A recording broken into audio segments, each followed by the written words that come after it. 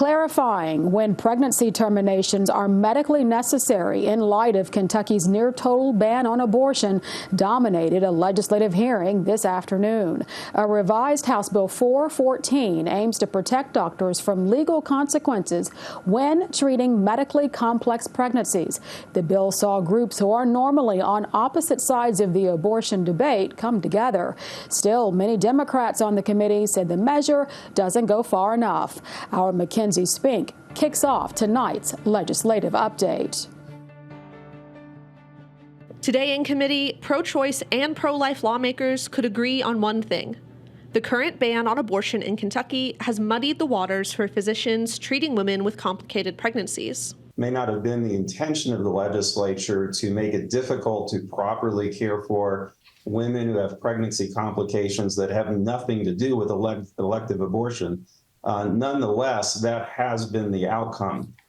These are conditions that are life-threatening, and yet it's not always explicitly covered under our current statutes that they're life-threatening enough to permit the kind of care that evidence-based practice requires. I have a colleague who had a patient with an ectopic pregnancy that was located in the cervix that still had a fetal heartbeat.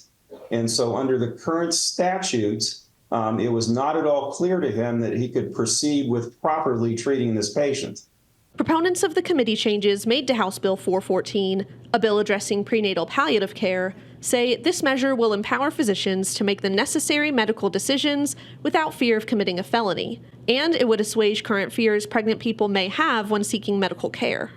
What we have done is we have defined into law, should this pass, what is not an abortion in the Commonwealth of Kentucky. 2 OBGYNs in attendance testified against the bill, saying it doesn't do enough. They still haven't solved the problems. It still has you waiting on death's door before you're allowed to get medical treatment. And I have to stand there and watch it happen. You can't fix sepsis once it starts. It's not an easy thing to do. The amount of time it's going to take to change things in this state is going to drive the practitioners we need to take care of our citizens to other places that are more favorable.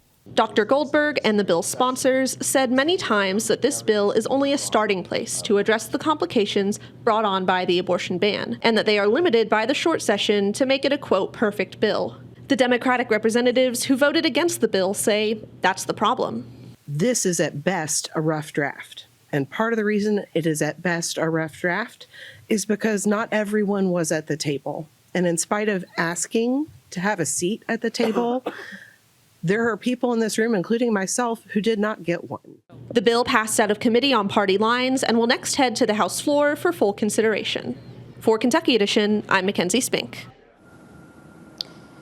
Thank you, Mackenzie. Now, we received this quote from Planned Parenthood Alliance advocates, and they say this measure is, quote, a poorly thought out attempt to solve a very real problem where doctors cannot offer the life-saving care they've been trained to provide due to Kentucky's abortion bans.